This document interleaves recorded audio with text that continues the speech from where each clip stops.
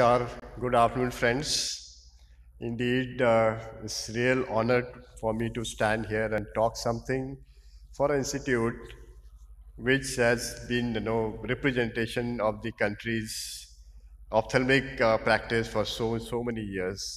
And being a part of this institute, I feel really honored and privileged to talk something on this institute, which has given so many things to our, you can say, society.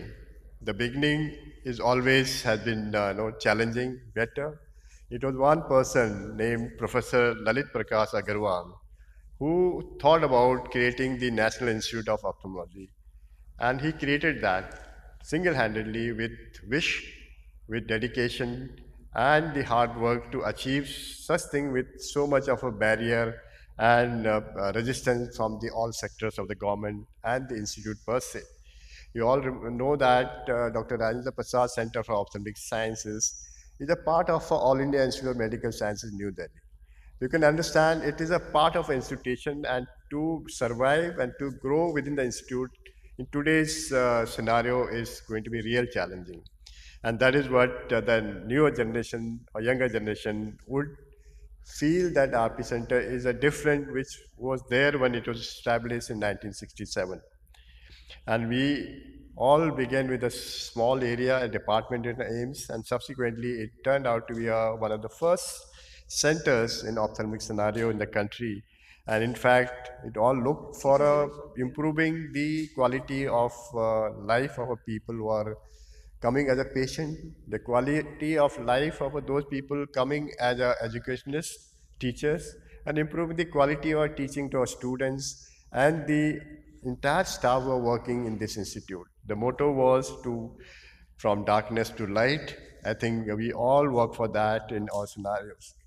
Looking on to the mission of the RP Center at that time, it still holds true to provide world-class eye care services to all masses, right from the poorer to the BBIP or a BIP people in this country, and give education to the society through the widely or importantly selected people who come for doing their post-graduation in this particular institute, and make them self-sufficient to develop themselves, to develop institutions, and to develop the need of country to take forward the entire eye health services, and make sure we have approached not only the central of capital, look for peripheral areas and the community services also.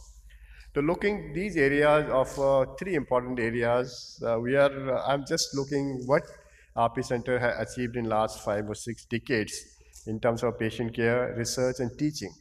I put patient care first here because in last 5 decades, the entire motto of All India Institute of Medical Sciences changed. It was built to make one of the leading national important institution for teaching. That was the primary aim, and second was research, and third was patient care. But unfortunately, in last so many decades, with the influence of masses, the patient care has become a number one, and the patient care has taken the research and education to a secondary and tertiary level, which we keep on fighting that all teaching and research will be a primary aspect. And thankfully, across the country, we have very nice institutions coming up in the last 2-3 decades, which are actually doing a good teaching and research, especially the super specialty teaching in our country. And all these three things could be possible by the previous chiefs of center who have dedicated their work life to this institute, and the faculty of RP Center who has done so much of work to take this institute up there and maintain its hierarchy amongst all the teaching institutions in government sector per se. In patient care, we should thank the idea of Professor L.P. Agarwal that time to create the subspecialty clinics, which now we have more than 16 subspecialty clinics. In fact, now, if you see today in the 21st century, they have become super specialty centers.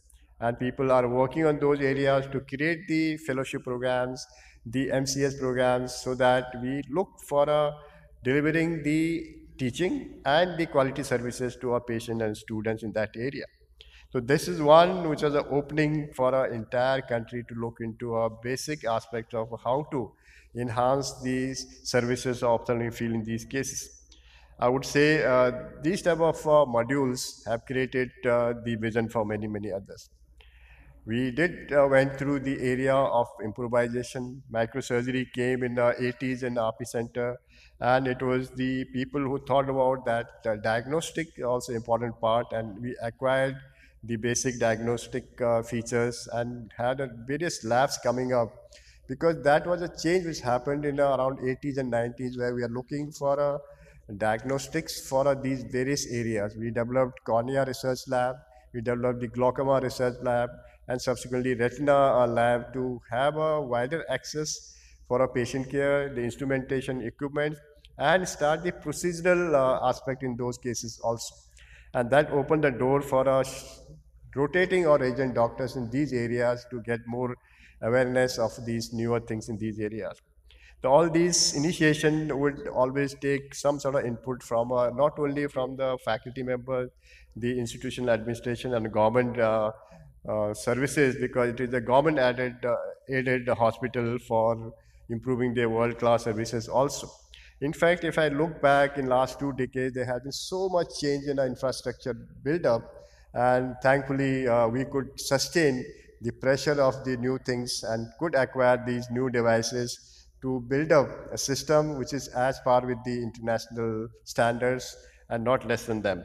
And that will give you not only the confidence to our patients, it also gives the access of a student to see all these things. If I see if RP Center is a premier institute for a residence training, then they should have seen everything. They should have gone through all these areas, and they should not say that I've not seen or I've not done these things when they go out of RP Center. In fact, today we are the major suppliers of high quality students to all these institutions where they do fellowships. So we are actually making the manpower for a country to get through the thank you to get the requirement taken care of these areas. So we did acquire the various newer things, newer treatment areas, and take the institution up. And it's not only the research teaching; it is also for patient care also. I-banking system is a part and parcel of any hospital. In fact, any postgraduate institution needs to have an I-banking system. And RP Center is one of the largest I-bank in the government sector. In fact, we supply the preservative mediums to almost more than 20, 30 government institutions, and we supply more than 3,000 MK medium to these places to sustain them. RP Center has always been one of the best ophthalmic services in the country.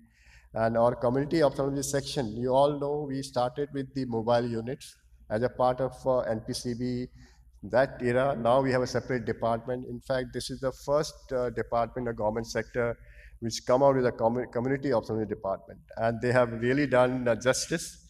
We've done a lot of work with the association, with the NPCB, Ministry of Health and Family Welfare Government in India, conducted various surveys, and we are part of Vision 2020 initiative.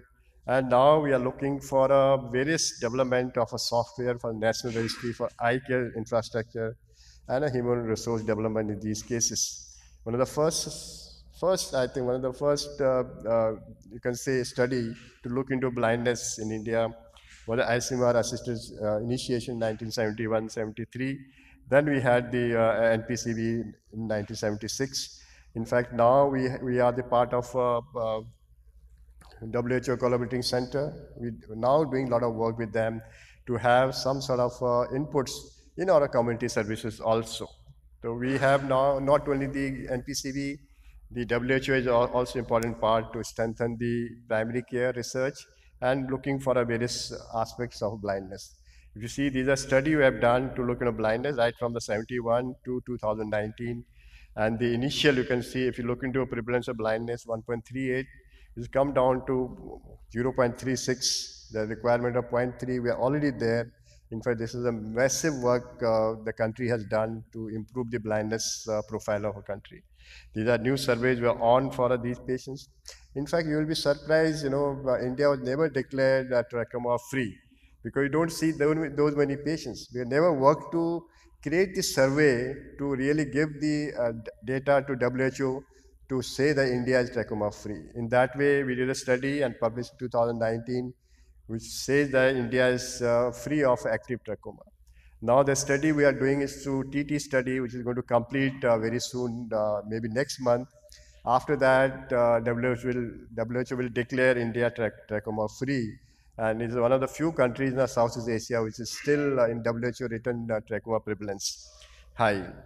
Then studies which looks into our rehabilitation profile. We are doing a lot of study in that. And teaching wise, we have acquired various newer modalities for teaching, including the National Ophthalmic Surgical Skill Development Center with highly, you can say, skilled areas, including the newer, you can say, simulators to give you more access. And we have a dedicated team of people working to improve the caliber of our resident doctors who nowadays come fresh without having touched a patient also when they join the PG program nowadays. So we do a complete assessment of these people, do training. Unless they get a certification that they are proficient in a wet lab training, they are not allowed to do human surgeries. And even after human surgery, their videos are recorded every surgery, and they are reviewed subsequently also. In our wet lab, it's not only cataract surgery, the training is there for every type of ophthalmic surgery, right from the corneal surgeries, refractive surgery to squint surgery and vitreoretina surgeries. And RPC Center has been a pioneer in the workshops. In earlier days, the workshop used to be for 7 to 15 days. And now we don't have time. Now we have webinars, seminars, but we do around 15 workshops in a year and do a lot of sub-specialty workshops to create the awareness amongst the government sector, students, and look for improvement the quality here. As far as research is concerned, yes, we don't have a specific, you can say, translational research areas, but we had various departments, right from the ocular biochemistry, pathology, microbiology to radiodiagnosis to support these areas, and we do a lot of research. In fact, in terms of a publication, we are the leaders in number of publication every year in ophthalmic field. And that also is very important aspect for our teaching areas where the student has to think and develop the talent to write a paper right from the day when they join RP Center. Our alumni are there everywhere in the country, in the world, and they are leaders. They have established themselves and they have worked for our country's betterment. In fact, not only the teaching areas, research areas, people in the societies also. And largest number of the presidents and secretaries of All India Ophthalmology Society has been from RP Center in various sub-specialty areas also. That's an important contribution also. Future-wise, RP Center has to work because we are already growing old because more than 55 years. This is our 56th year of existence. We have to look for a advancement into higher degrees, super specialized training, because today 99% of super specialized training is with the private sector. Government sector has to work on that area also and look for international collaborative research in these government-aided institutions so that our students have a brighter ideas and they contribute better in terms of research, training, and the knowledge exchanges can happen in these places. The three pillars of a teaching, research, and patient care, which is still true for not only for RP Center, for every institution of this country, they have to really look for improving all in these three areas. I would say most important is teaching. In that, internationally recognized faculty contribution will be better. Exchange of programs with the various international agencies or programs, and that will showcase your infrastructure, talent, and your, you can say, super specialization happening in these patients. Research is a very important part, not only for institution, for our country also. Patient care will always go through with these three aspects. I can understand RP Center is there for last almost 6 decades in service of country. I think that is what we have achieved, and it's not a few people in RP Center. The RP Center has wings across the country, and the country is serviced very, very nicely, effectively. Thank you for your kind listening.